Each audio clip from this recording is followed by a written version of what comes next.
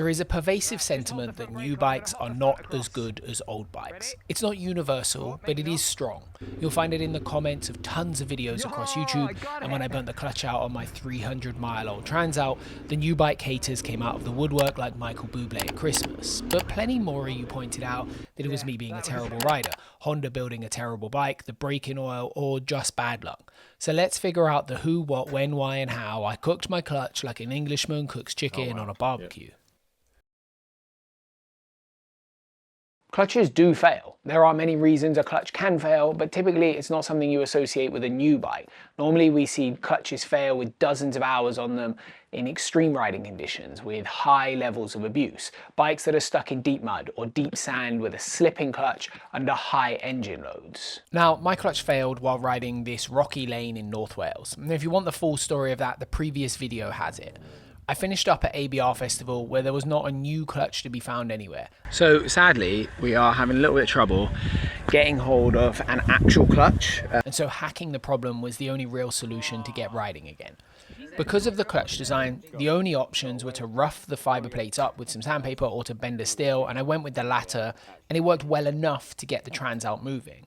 We also started to develop some ideas as we pulled the clutch apart as to why and how a nearly brand new bike could fall short. I'll come back to that in a bit, but first, let's open it up.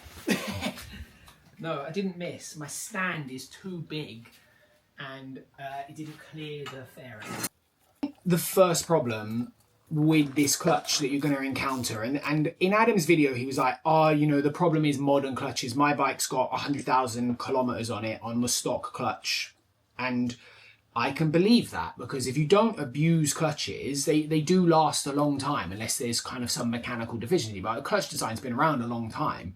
They're not really any different bike to bike, except in the modern era, we have something called a slip assist clutch. You get slipper clutches, which you might remember from like the 2000s. Super motorbikes had them, race bikes had them. And then they developed the slip assist clutch, which is why when you ride a modern bike, the clutch feels amazingly light. And really it's light because there's less springs in it. But to put less springs in it would have less friction in the clutch, which would mean it would slip. So they came up with a slightly different design where it can basically work on a set of ramps that gives you a set tension on the clutch. And then you have an assisted clutch. So if we take these off, you'll see this is different to a stock standard pressure plate. If you look back at, I can't get this off now. Just wait there. I couldn't get this off because you can't just pull it out. It's on a set of ramps, so you can see that action. That's why when it's down and pulled in by the spinning of the engine, the clutch is just engaged hard, locked in at a set tension. And then when you pull the clutch out and the spinning allows it to release, it releases, and you need way less clutch spring tension to achieve that. The limit here, I think, and part of the problem is that this becomes quite difficult to feel what is happening in the clutch. With a normal traditional clutch, you can feel everything through the lever. Even with a hydraulic clutch maybe, but with a traditional cable clutch, you can feel it. As soon as it starts to slip, you get completely direct feedback. And I don't think you do with this kind of clutch in the same way. It's why they can feel a bit vague. And they've got better and better at these designs, but what you're feeling at the lever is not always directly what's happening in the clutch. And so I think that's problem number one. So this right here, the darkness of the plate, that is heat. That is exactly what a burnt out clutch plate looks like. Normally your plates will be a nice brown, perfectly caramel kind of colour. They should not be the colour of crispy bits on your dad's barbecue chicken drumsticks. The heat is generated by slipping. Sometimes this results in glazed plates, sometimes in the removal of material, often a little bit of both. But there's a couple of things I think have happened that have contributed to this. One, I think the running in oil is not helpful. This bike is on stock running in oil. I said it in Adam's video live at the time. I've said it in my video. Running in oil is different. Yes, past me, it is different. When a petrol engine is brand new, it needs to bed in. And what we really mean by that is we need some controlled wear of the parts so that they start to match each other. Take the cylinder wall. It starts out with these microscopic peaks and valleys from the machining process, and during the break-in, those peaks get worn down and the piston rings will start to match the cylinder wall. We want a smooth cylinder wall, but not perfectly smooth. Too much wear is bad. no wear is also bad. Now, normal oil is designed to prevent wear as much as possible, whereas break-in oils are slightly different. They still protect the engine, but they allow a little micro wear to happen, a little more heat, a little more friction buildup to aid in that bedding in process. And here's the interesting bit. Break-in oil is often designed with higher levels of additives like ZDDP, this guy. We can't write D's. This is phosphorus. If we allow heat and friction to build up in the engine, the parts can weld themselves together. When ZDDP or ZDDP gets hot, it then creates a sacrificial layer of phosphorus glass on the surfaces of the parts that prevent them welding together.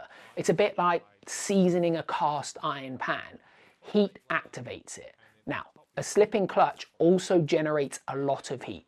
If heat activates the additive and the additive makes things more slippery, you can see where this might be going. More slip, more heat, more coating, more slip. Look, this is a theory, not a fact. I'm not an oil chemist, but I did read 2 spec sheets and watch 3 YouTube videos, which in 2026 basically makes you an expert. Look at this. It comes, that is factory, and it comes pre-oiled and in order.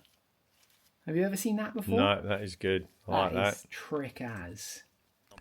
It seems like we might be getting close to a resolution here. I think it's safe to say with some certainty that I am absolutely not to blame for burning the clutch out, but actually I probably am the reason the clutch burnt out. We have the running in oil hypothesis, which is a known problem in other bikes, and the comment section kind of also agreed with this. Some small details, like we noticed a slightly lower amount of friction material in the clutch, a lack of oil passage ports on the friction plates, and the feel possibly being slightly duller in slip assist style clutches all contribute a tiny bit to this problem. But also, I did take a brand new bike to some really quite technical riding, abused it, and then rode through it.